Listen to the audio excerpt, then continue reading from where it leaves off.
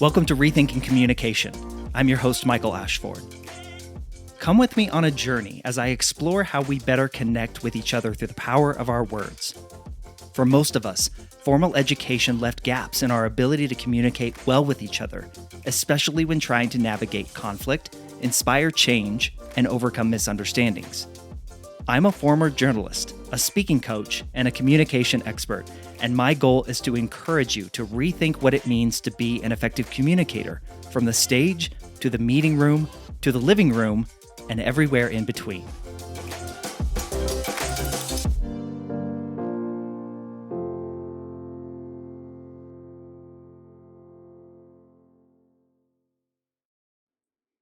Hi, everyone. I'm Rick Barron, your host, and welcome to my podcast, That's Life, I Swear. My guest today is Michael Ashford. Now, Michael is a dynamic communications explorer and marketing executive. Now, he's on a mission to transform the way we connect. Michael sees a world where curiosity sparks deeper conversations. Now, what do I mean by that? Finding the confidence to share your perspective, and where cliches give way to powerful, meaningful stories. Now, let's face it, most of us were never taught the art of how to communicate. But Michael is here to change that. Please join me as I have my conversation with Michael Ashford. Michael, welcome to the show. Man, Rick, I've been looking forward to this one for a long time. Thanks for having me, sir. Oh, same as me. I've been following your progress on some of the things you've done with your speeches and your website. And before I get going, I want to call that out to the audience. I will provide Michael's website URL, and please go there. There is a lot of good information there, particularly if you want to connect with him. He's offering workshops and various classes on communications, and just looking at it, I think it's well worth you paying a visit. So I have to say that because I was really impressed with what I saw there. Thank you, sir. Oh, you're very welcome. Now, before we get started, maybe you could just kind of give a broad brushstroke, if you will, of who you are and where you are today. Sure. Well, I was born on a hot summer day in 19 now. I'll start with the fact that I'm a former journalist, and yet while I'm not a practicing professional journalist these days, Rick, I still consider myself to be an independent journalist of some sort. That's where my training was. That's the degree I graduated college from, excuse me. And that mindset, that mentality of not the kind of journalist that you see on cable news. I don't really consider those to be journalists. Those are entertainers. I'm talking about, the local journalist who covers a community, who lives in that community that he or she is tasked with covering, and just the curious nature, the storytelling nature with which they approach their work. That's how I got my start professionally, and I weave that into a lot of the communication work that I do now. Certainly, a lot of the work that I do as a marketing director, as you mentioned. While I'm no longer a practicing professional journalist, I still hold true to a lot of those tenets that I grew up in my younger career practicing and implementing. So from there, it's just, how do you look at the world through the eyes of a journalist, in bringing a level of curiosity to your interactions with other people, I think is an interesting take on the world, or at least I think it is. Well, I know from the outset here, when I introduced you, I covered the fact that you say that the way we communicate, we didn't learn it very well through communication, and that it is kind of lacking in that perspective. Yeah. But also, as you just called out, how we dip into our curiosity. So there's two schools of thought there. What do you see as lacking in the education world that doesn't help an individual get a grasp of what good communication is? And then the curiosity factor. So I think those are two schools of thought that I think would be very insightful for people to understand. Yeah, and I think they're closely paralleled. I Okay. think they're woven together, and so let me see if I can be a quilter or a crocheter and knit these things together here for you. So, if you think back to your formal education, and anybody listening, think back to your school days. How were you taught? What were you taught? And how were you measured on whether or not you knew that information or not? Well, it was somebody stood up in front of the room, and sure, maybe in kindergarten there was a little bit of experiential learning. You're maybe sitting down on a mat listening to the teacher read, but all the focus is directed towards this one individual, or should be.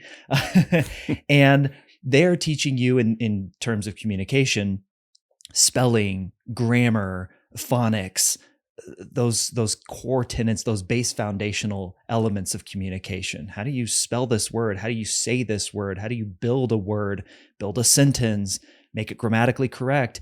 And as you go throughout your schooling, it's more of the same. It evolves into, in high school you're writing essays, and maybe you're doing persuasive writing, and maybe you're creating a what's the word, a research paper Okay. where you have to prove a point. Maybe you're on a debate team, or like I was a mock trial member at my high school. So we were arguing, we were fake lawyers arguing fake cases in fake court. And then you get into college and it's expository writing classes, and maybe you have to take a psychology degree or a psychology class as an electorate. But all of it is centered around this one person giving you the answers that then later tests you on your ability to recall and retain that information. I'd characterize it like this, Rick. It is all about how certain you are about what you've been taught. There is little to no room for deviation from the quote unquote right answer, even when it comes to communication. And my position is, how could that possibly be true for things like emotions and empathy and curiosity and all the things that are what a lot of people would be labeled soft skills, that can't be tested, that don't have a right answer, that are incredibly nuanced? Mhm. If you think about curiosity, then in that scenario where the teacher has the right answer and you're going to be tested on it, and there's a yes, no binary right, wrong answer on that test to what you're being quizzed on, where does it make sense for the student, the person learning, to insert their curiosity and question what they're being taught? It rarely happens. It rarely happens. Unless perhaps you took some journalism classes, you took some interviewing classes, maybe you wanted to be a therapist and you got deeper into the world of psychology. Then some of that nuance and complexity was brought in, and I'm sure there are many other degrees, right? But that's what I mean. We were very much taught the exertion of communication. How do I exert the right answer onto someone else? And we miss the other half of communication here, Rick, the extraction. How do I pull out from somebody? How do I wade into the waters of uncertainty and unknown with my curiosity to question that thing? Even things like math and science. People say those are fundamental truths. The core tenet of the scientific process is to question what you believe to be true. Hmm. Otherwise, we'd still all be walking around thinking that, the earth is flat. I know there are people out there who believe the earth is flat. But anyway, I think I've made my point here, in that we were very much taught a binary way of thinking about all things, including communication, and it left little to no room for true curiosity and exploring the nuance of the human experience, especially when it comes to communication. So you shared with me early on when we had a conversation that you went to Kansas State and you Yes. majored in engineering, and then you jumped over to mass communication and journalism. Yeah. Now, what you just described to me, are those the tenets you learned as you were taking the courses there at Kansas, or was it after you left the education environment and went out into the real world, so to speak, that you started to learn, wait a minute, there's more to this than what I was taught. And the real world is giving me an education on how to communicate, how to dig deeper, how to ask those questions that are just a tad more probing Yeah. to kind of peel back the skin of the onion, so to speak, to get to the root of what this conversation entails. It's a little of both. I had professors in my journalism classes at Kansas State, one in particular. I'll never forget him. I love the guy to death. His name is Fred Brock. He no longer teaches at Kansas State. I believe he lives in Arizona. And he was my interviewing professor. I had to take a class on how to interview. And he one day brought in an old tape deck of some of his old tapes, cassette tapes, for those of you who do not remember cassette tapes. And he popped one of them in and he's like, I'm going to play with you an interview with a man who deeply challenged me in my interviewing skills and my ability to listen curiously without judgment or assumption. It was an interview with a man named Fred Phelps. I don't know if that name rings a bell for anybody, but Fred Phelps is the pastor of the Westboro Baptist Church in Topeka, Kansas. I actually believe he's since passed, but they're the people that are standing out in front of soldiers' funerals with the horrible, hateful signs like "You're going to hell," "God hates you," things like that. Those are the people, and unfortunately, those are the people from my home state. He was interviewing Fred Brock. My professor was interviewing Fred Phelps, this man. And he's like, I want you to hear just how this interview goes. And in the course of him playing us that recorded interview on those cassette tapes, what you heard my professor do is he would ask a question of Fred Phelps. And Fred Phelps would give the standard kind of cliche answer, the one that didn't get too much into the weeds of the crazy that was clearly living behind the eyes and behind the mouth. So my professor he would keep asking just follow-up questions. Well, why do you believe that? Or what's been true that you believe that? How did you come to that decision? He just kept digging a little bit with completely unassuming, non-weaponized questions. And eventually those questions, I'll use this phrasing, they broke Fred Phelps. You heard the crazy. You heard the crazy come out. He couldn't not answer in the diatribe that he had lived out very publicly all his life.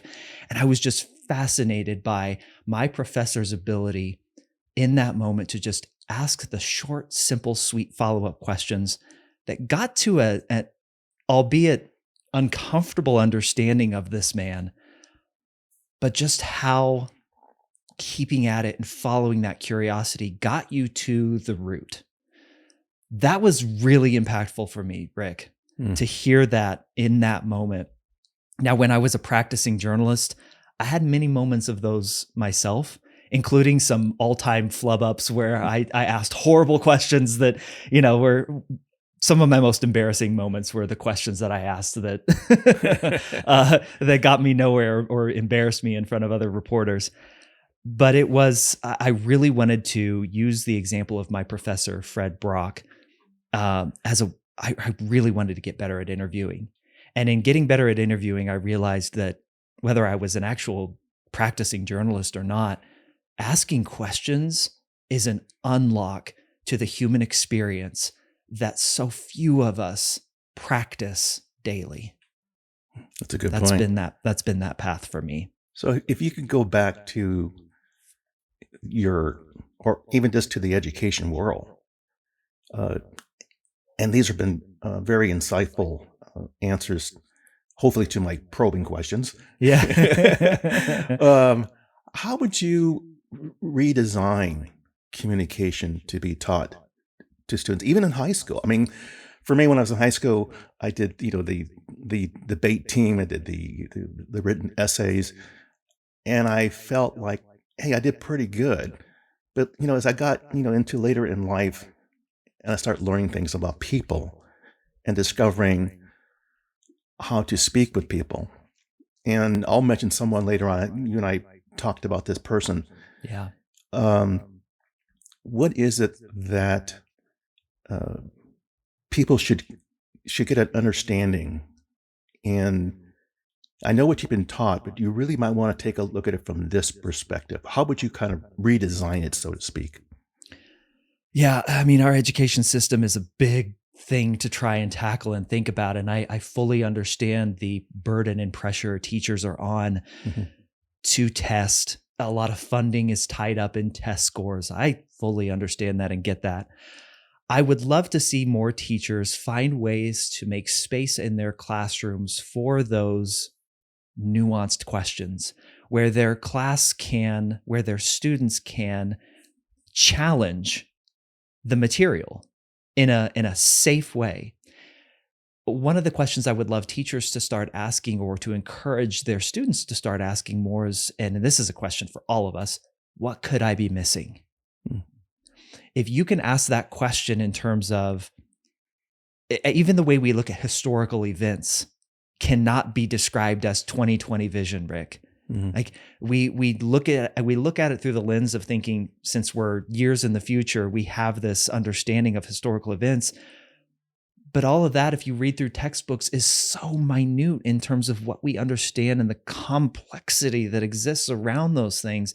If you just started asking in your history class around the why Abraham Lincoln declared the Emancipation Proclamation. When I read the book Team of Rivals on Abraham Lincoln and how he assembled his cabinet of all the people he defeated as the presidential candidate and the decisions that they came to, you will understand that this Abraham Lincoln's decision to free the slaves was not entirely a moral judgment. And I'll leave it at that because I want people to go find their own or like go and read that book, go and do their own explanation. But by asking that question, what am I missing? You open up and unlock different possibilities, different questions that might come out of it, different questions that beget questions that beget questions that you then begin to have a fuller understanding of somebody's lived experience of how events came to be, of of why the things that we're taught are what we're being taught. Like all of this stuff, even in math and science, if math and science teachers would allow space for that question to be asked, what could I be missing here when we're teaching what we consider to be fundamental truths, capital T truths? I think we would have an opportunity for us to explore with more nuance the human experience that is incredibly complex and nuanced in and of itself. Sure. I Does that guess make sense? it does. And I think it kind of goes back to where I read somewhere, I think it was in one of your past presentations, that you have a dislike for cliche type Yeah. questions. Yeah. And and I think you've kind of covered that, but I think for the benefit of the audience, could we maybe just dig a little bit deeper into that? I mean, what's a typical cliche question, if you will? And why does it, for lack of a better word, why does it rub you the wrong way? Well, I'll say cliches in general, I think dilute the human experience. We use them as throwaway lines to get to some point that we're trying to set up, and this is most often the case when I'm working with speakers as their speaking coach, or in writing, or even as a marketing director at a software company where I work. I tell my team like that's cliche. We're not going to throw that out there. That's easily um, cliched language is easily dismissed by the human eye, by the human ear, and it doesn't mean anything to us. The cliched questions, then, I would I don't know that there are many cliched questions.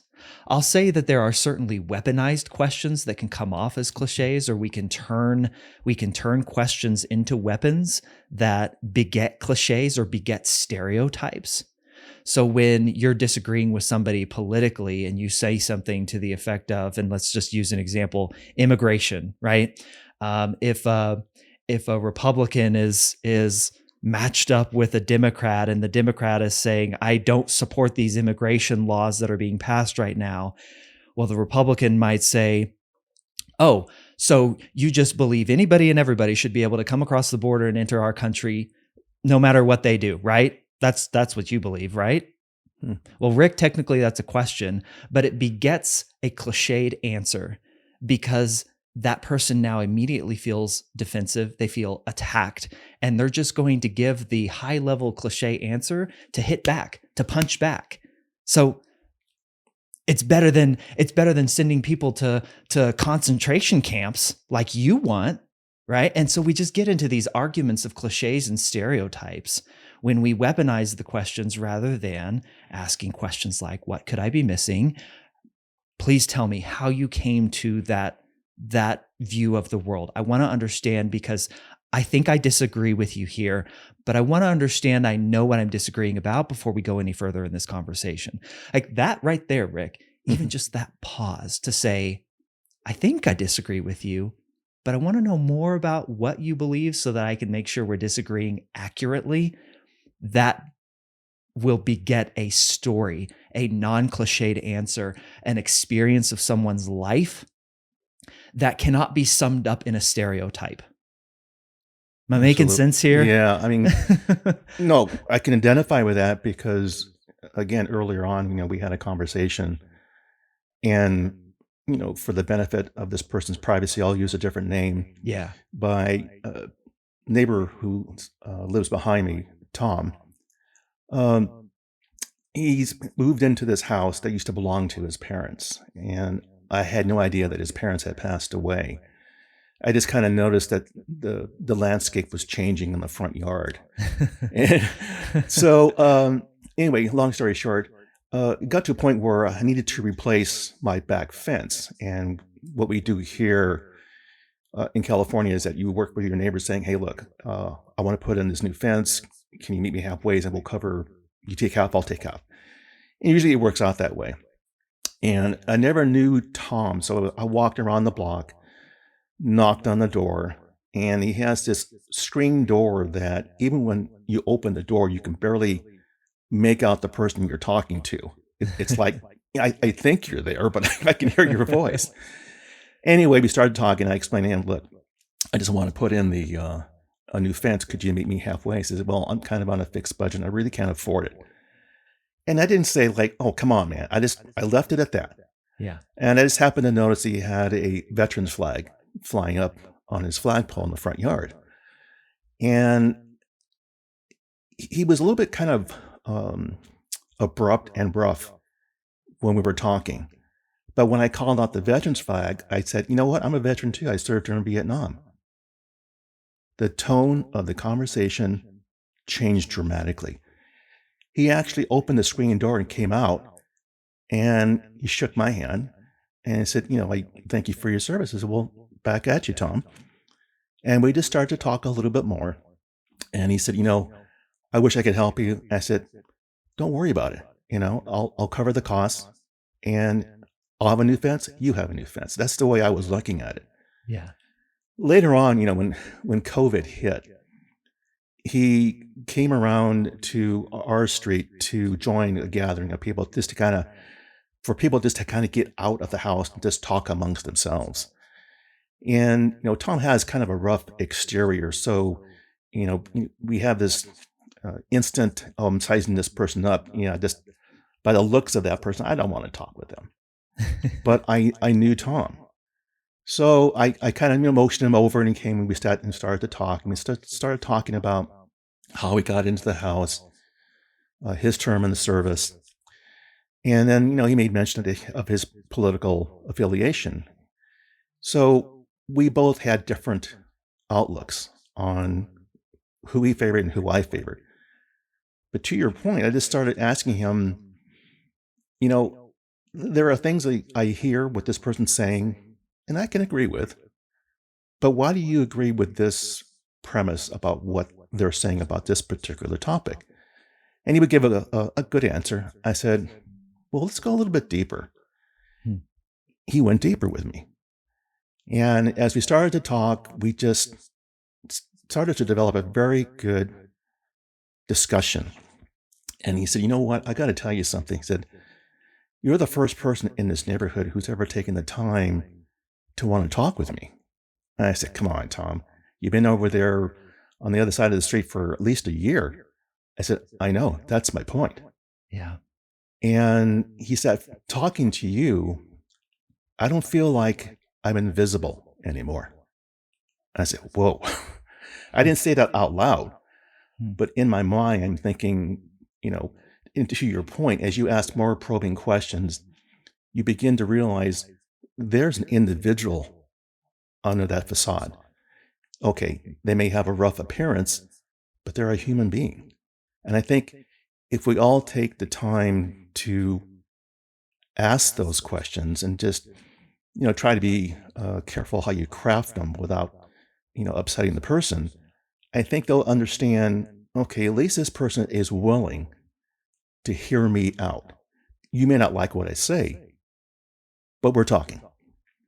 So I think that's where, for me, uh, learning how to communicate with people, asking questions, asking more probing questions, if you will, is something that takes time to build. But then you start learning how to go further with someone else who's completely different in asking the questions.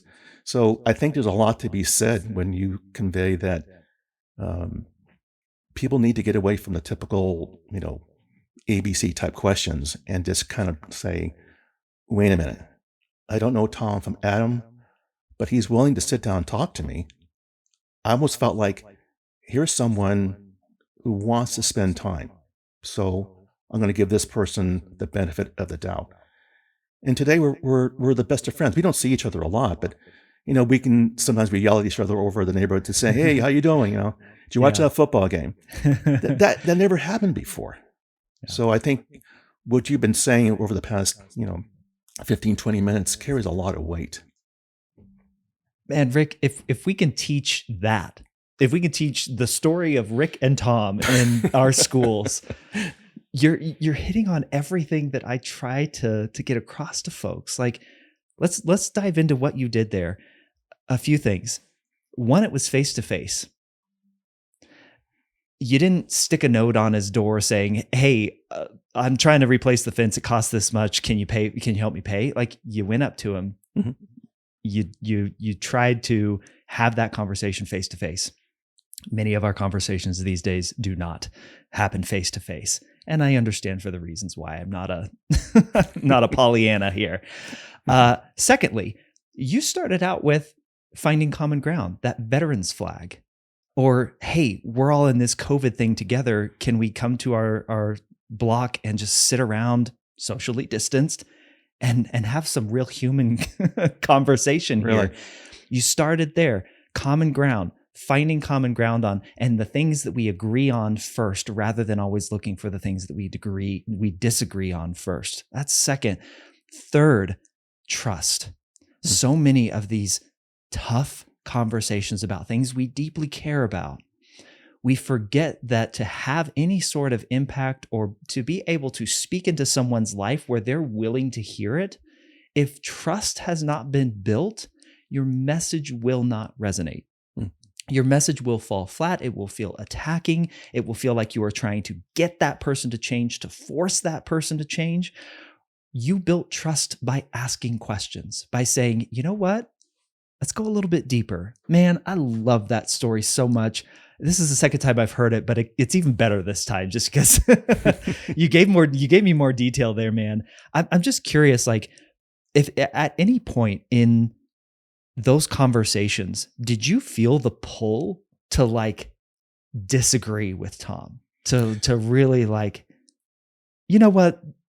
That's a stupid answer, or like that's a stupid way of looking. Did you feel that pull?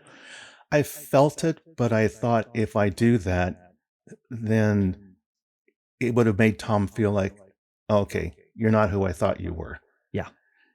So, yeah, there were times when I didn't agree with some of the feedback, but I would say, you know what? Let me tell you why I don't agree Yep. with what your individual's saying. So that way he could get my side of the story. And one time when we were talking, he said, hmm, I never thought about it that way.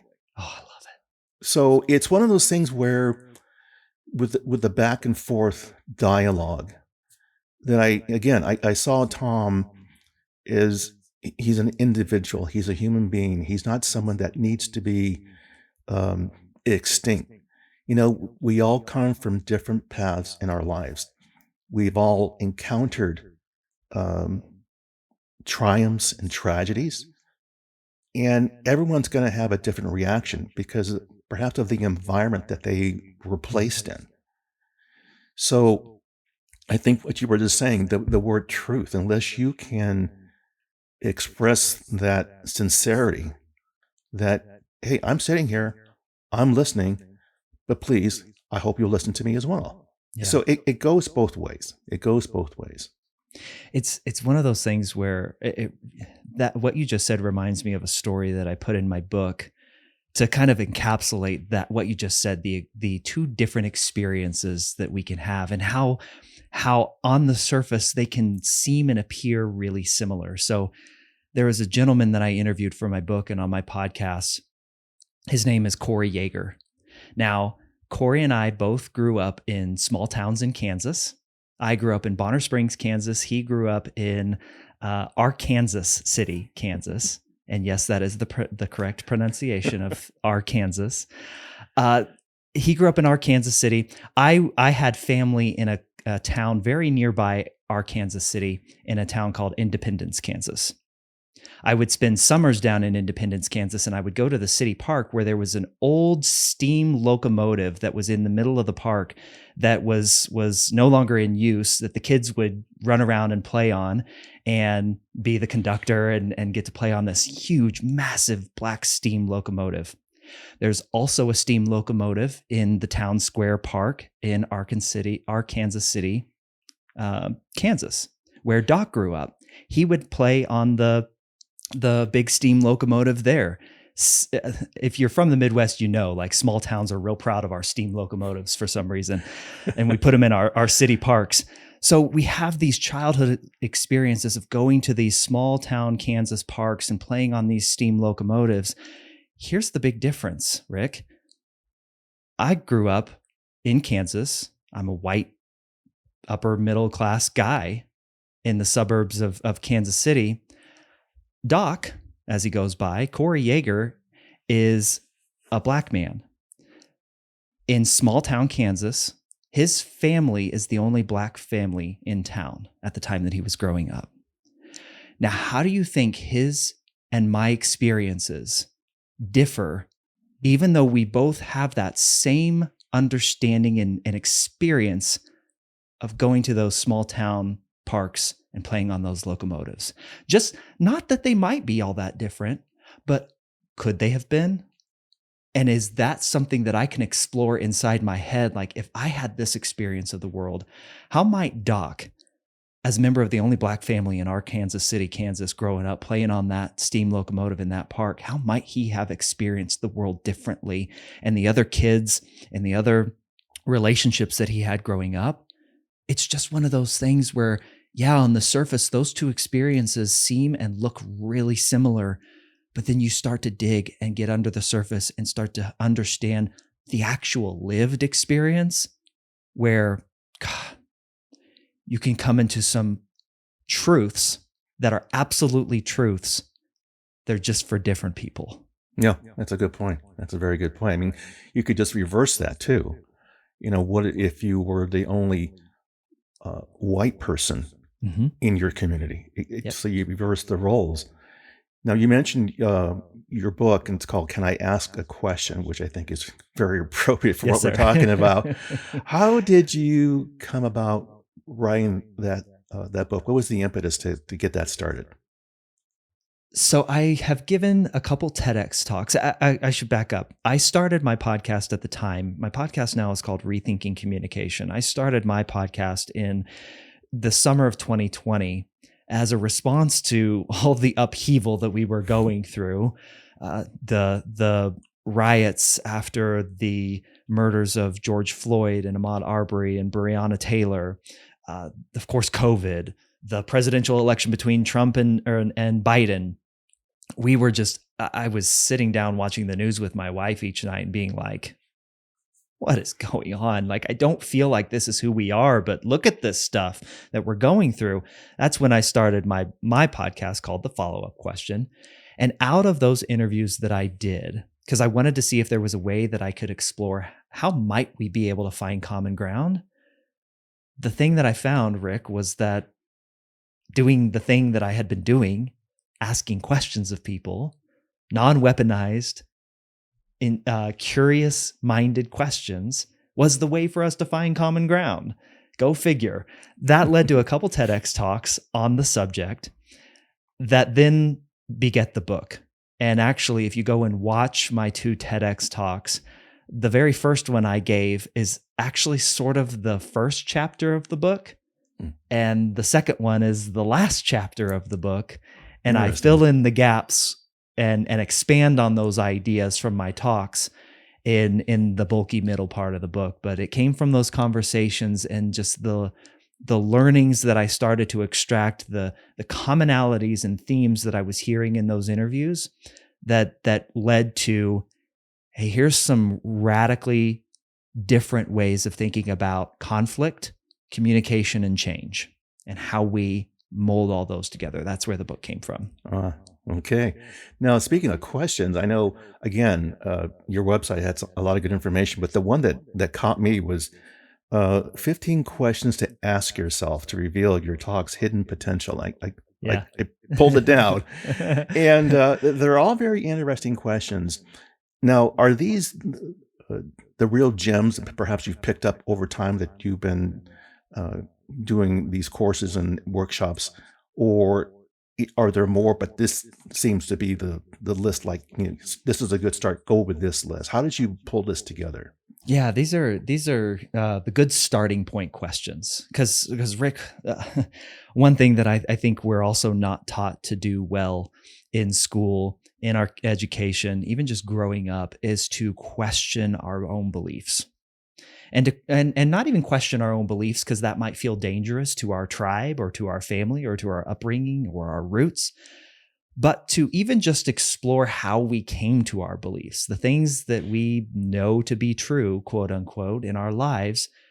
Have we given thought to how those things took root inside of our mind? It's a very rare thing for us to question things like my political affiliation. The first time I ever voiced my political affiliation, was it truly me? Or was it a conglomeration of my parents and my grandparents and the people that were influential in my life, my pastor, teachers, things like that, right? Uh, Religious affiliation, things like that. The way I view what is right and wrong economically. How did I come to those beliefs? What do I think is true? And are those beliefs mine through study, through experience, or am I pulling in aspects of things that I just adopted unconsciously? Those questions are intended to help people as they think about a talk get out of the cliches Hmm. that we talked about earlier. Because if you can bring the true fullness of your experience and what you know to be true, or what you believe about the world and your idea that you want to share from a stage or on a podcast, I think you need to start with some really deep introspective work about what you believe, how you came to those beliefs, and why it matters to you now. We often just say, hey, I believe this thing, I should go and talk about it. Or I believe this thing, I should post on social media about it.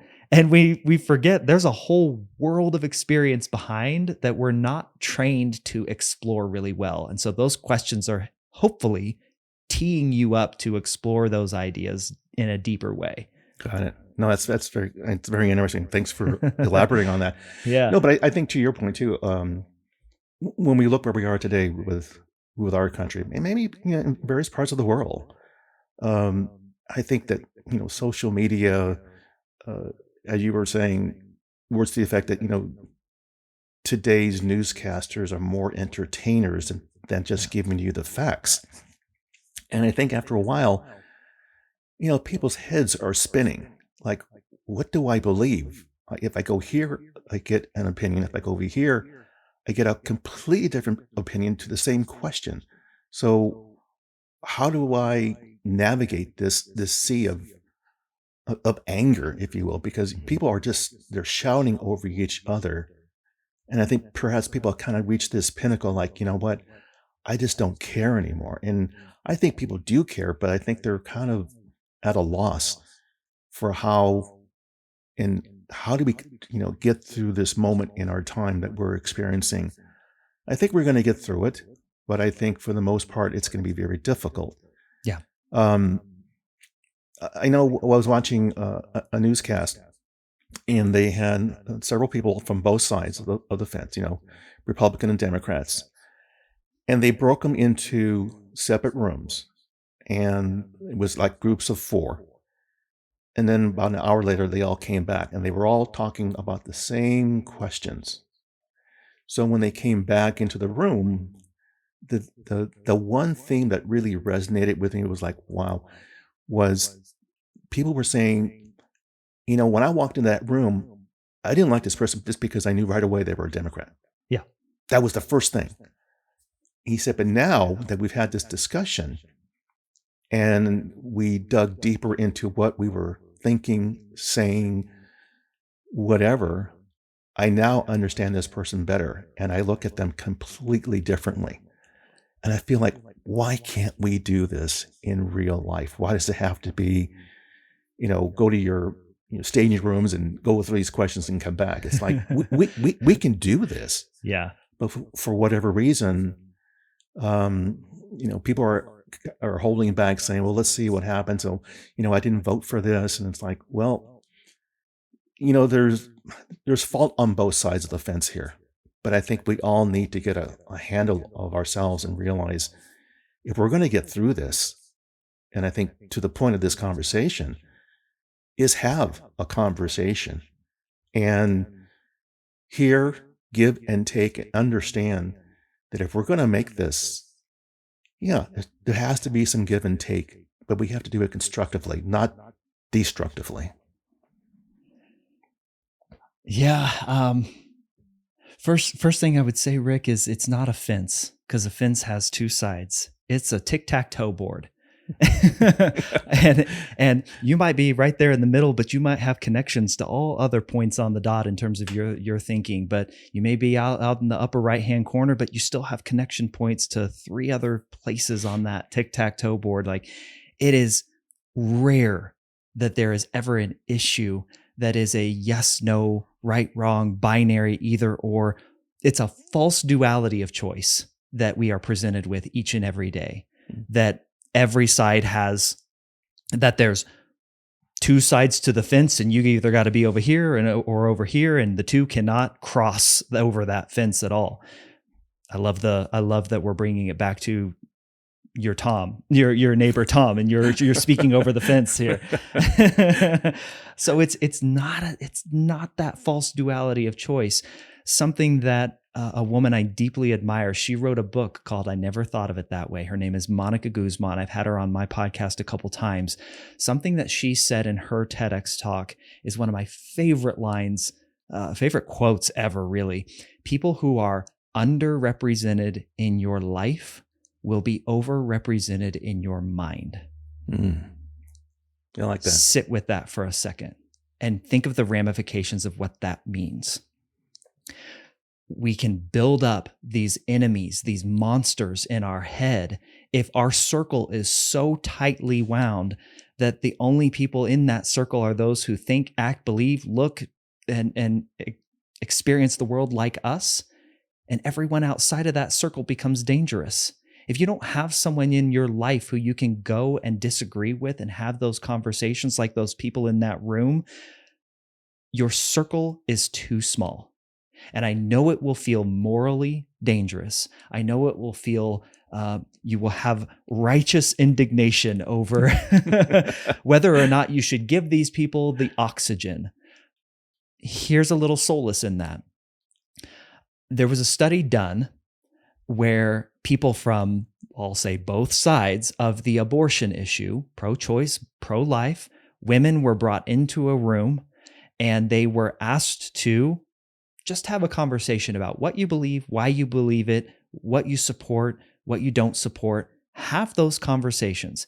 In that study, they found that the people who came out of that room were actually more firmly held to their beliefs than when they went in. The difference, Rick, is what you just described with those people in that room that you described. They came out of the room no longer seeing them as enemies, as monsters. They understood their point of view. They didn't agree with it. Mhm.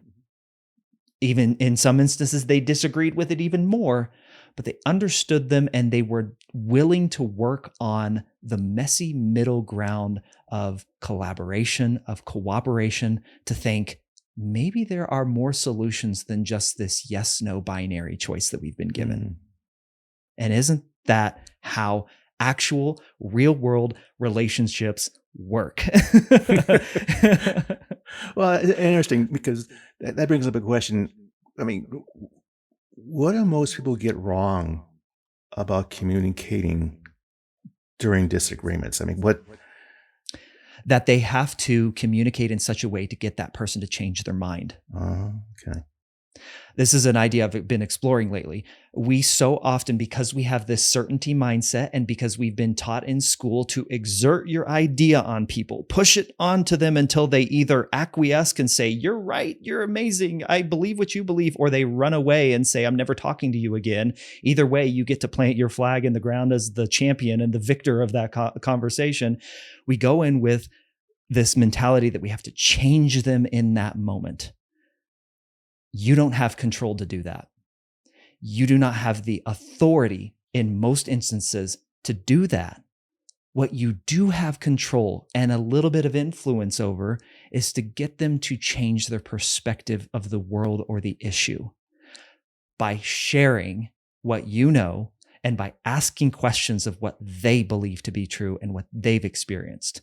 Only then can you have perspective change. And that is completely within your control. But changing them, changing their mind, changing their actions, changing their belief, you don't have the power or authority to do that. Yet we go into these conversations trying in an instant Mhm. to change someone's mind. That kind of goes to what we're seeing today, where a lot of federal workers are being let go. Mhm. And in the process, what I'm seeing and hearing is, oh, I had no idea this division did the following. Because at first I thought, okay, we need to, and I think there are various places in the government that need to be looked at, and there's too much, Yeah. waste, if you will. Yeah. Um, but for some of these departments that have been eliminated, and then to get an understanding of not knowing what they were doing before, I feel like, in part, this is probably where we went wrong, to have people understand, you may not like what you see as just bloated government, but as we have been growing over time, there are reasons why we need to have these group of individuals. And you know what? We didn't do a very good job of communicating what they do, why they do it, Mhm. and how they do it. Because when I saw some of the departments that were being let go, or some people being just completely eliminated, I thought, okay, I can see a little bit of that, but this, wow, I think we went a little overboard on that.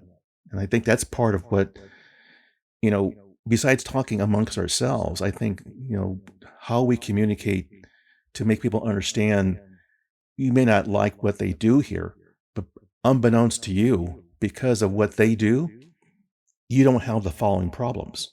It's like you don't see it, but there's Yeah. someone behind that green curtain. Yeah.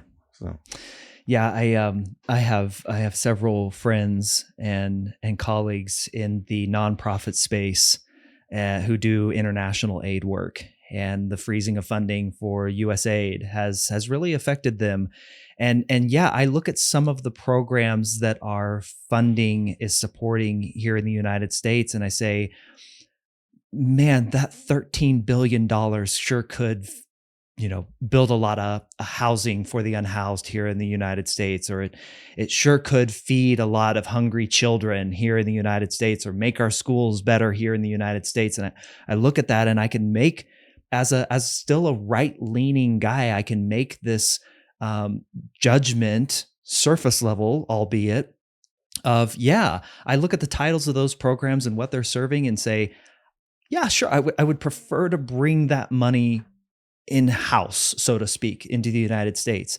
But then I have this experience of having these colleagues and friends who are supporting work in the United or in sub-Saharan Africa, who are in the global South, who are affected deeply by these cuts and the work that they're doing. And I look at the results that they're getting, and they're explaining to me that, Michael, here's how us doing this work in this country actually is benefiting companies in the United States. And with just me headline reading and then tapping into my bias for scaling down the government, wanting to cut government bloat and waste, it's this understanding of, to bring it back to what we first started with, Rick, what could I be missing? And if I don't have somebody in my network, like I just said, who I can go and say, you know what, I think I support these, but I know you work in this area. Tell me what you're experiencing so I can understand more. I would never have known that.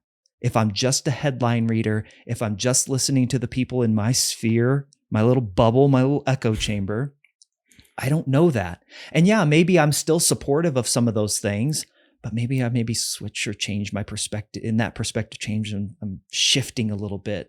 I'm asking for a more nuanced or complex approach to these cuts. It's just, nothing is that black and white, man. It just isn't. I know. I mean, disagreements can be emotionally draining. So, oh yeah, how do you advise someone to maintain their resilience while trying to work through that conflict? What could you suggest? Commit to protecting the relationship first. Ah. If you're if you go in with the goal of being the winner, of being right, of being the one that changes that person's mind, then you don't care how you get the job done, right? But if you go in with the goal of, look, this relationship means more to me than being right in this moment, or being the victor of this conversation, or getting them to change.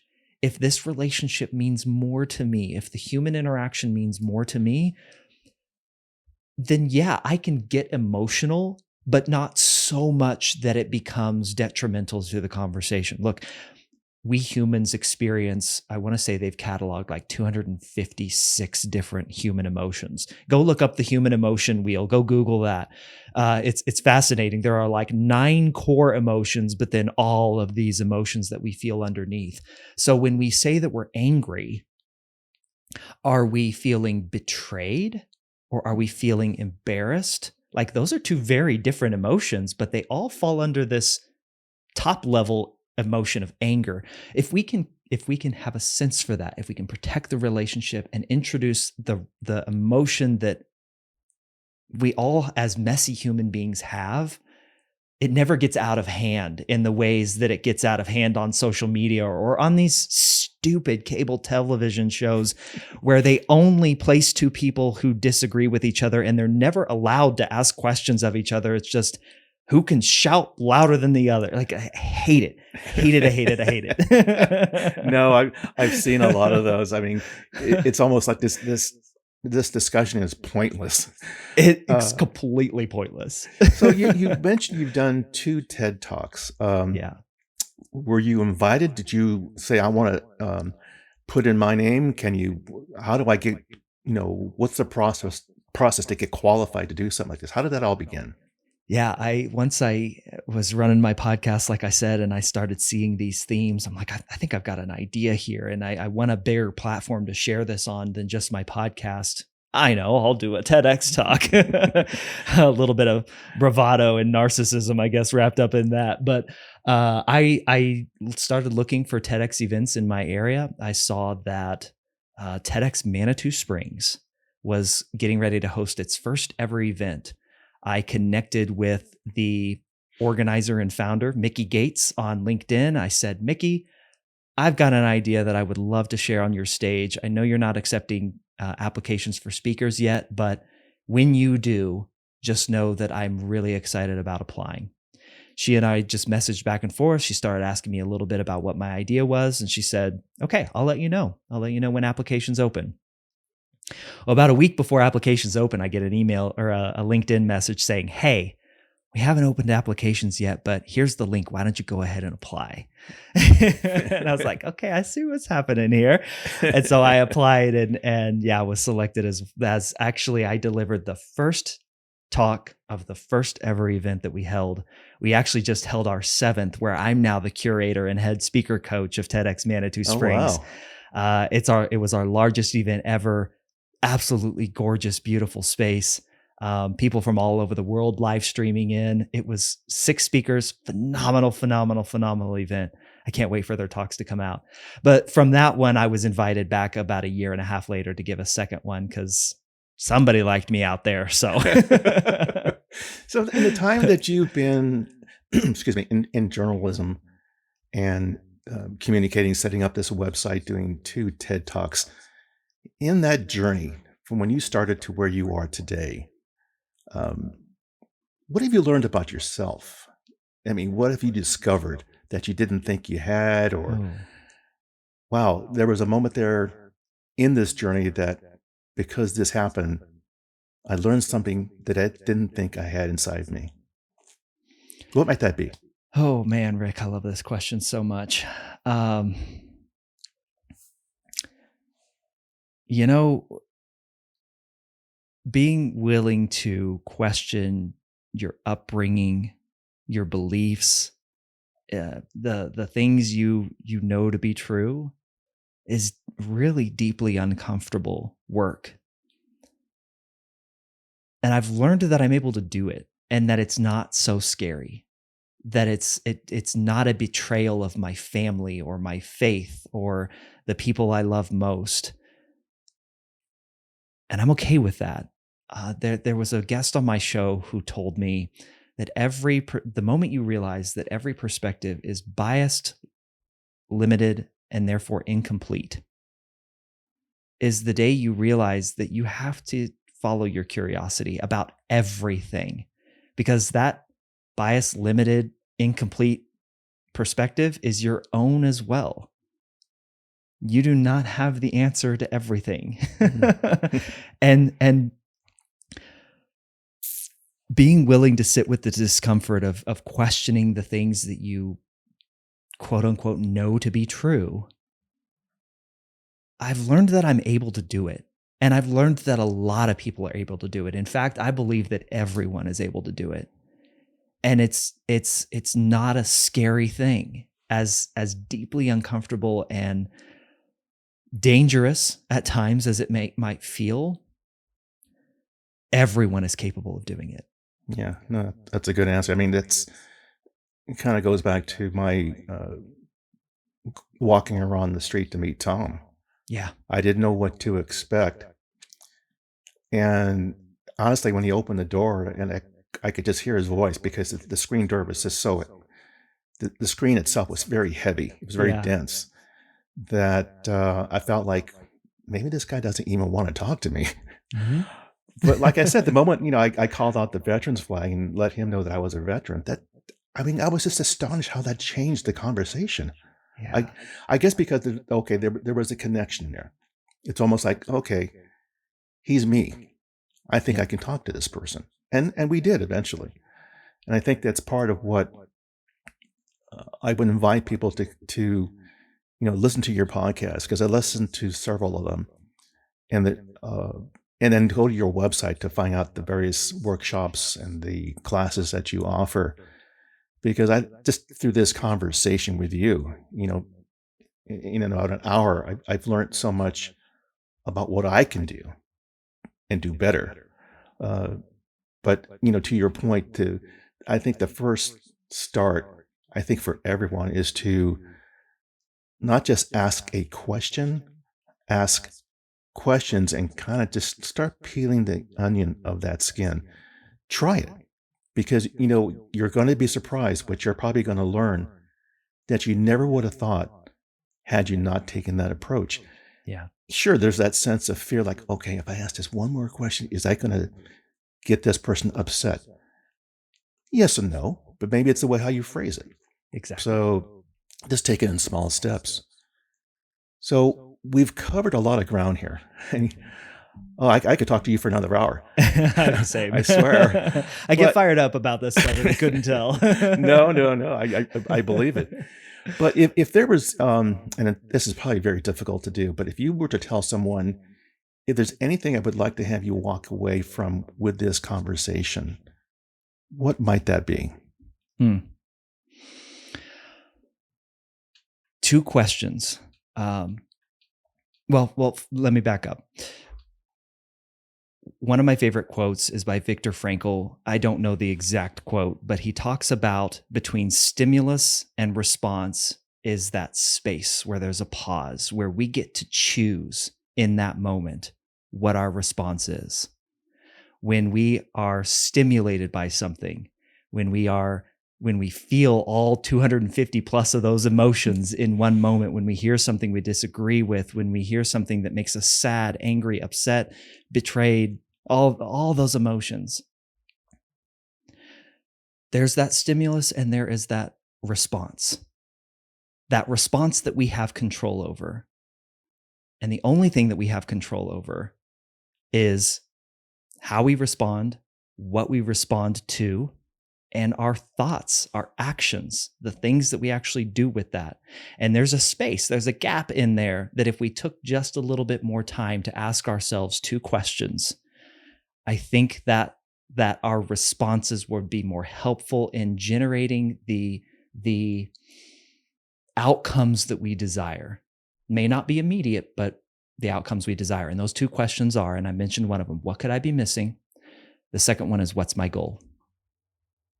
If you just ask those two questions when you feel stimulated before you respond, that response will be more helpful and actually drive the outcome in the long term that you want. Yeah. I I like would that. say then on the flip side, to add one more question to it, because I love questions. If you just started conversations rather than from a place of disagreement, but trying to understand the person first, and again, protect that relationship, if you could ask the question, what do you care about most? You open up a world that would previously have been behind a locked door to you. And maybe they don't come out and fully engage you, just like Tom, but then you can say, I'm actually really interested in learning more about you. I'm curious to know what you've experienced. Please tell me more. Just like you asked Tom, hey, can we go deeper? People love talking about themselves, Rick, and they're gonna talk. You just gotta give them the space to unlock that door and let you in. Oh, I know. That's the good invite, isn't it? No, but I'm reading a book right now by David Brooks, and uh, in the book fold, there's a caption that calls out what the book is, and I'll quote it here. And the book entitled is about the ability to see someone else deeply and make them feel seen, to accurately know another person, to let them feel valued, heard, and understood. Hmm. Now, I picked up that book after we had our first conversation because when I saw the title and then the book flap, I thought, this kind of goes along with what I think you're all about, to get to know people. Don't make them feel like, well, I can just tell what you're like just by looking at you. Yep. How can you say that? You don't even know what this person has been through in their lives, and vice versa. Mhm. Maybe if you open up, they would say, oh, okay, you look very slick, but you're really a down to earth person. I had no idea. We all have these immediate, uh, I guess, senses of sizing people up immediately because we've all been tarnished with various biases like, oh, okay, we know what that person's like. No, you don't. You just Yep. don't. Yep. But listen, Michael, I want to thank you for the generosity of your time. I really found this conversation Very insightful, very informative, I got to tell you. And again, I want to tell the audience, please go visit Michael's website. I'll provide the URL in my show notes. And I think you'll find it's well worth your trip, because I think you're going to learn a lot from Michael. So, Michael, again, thank you very, very much. Rick, thank you so much for creating the space for us to have this conversation. Well, I appreciate it, sir. you're very welcome, sir.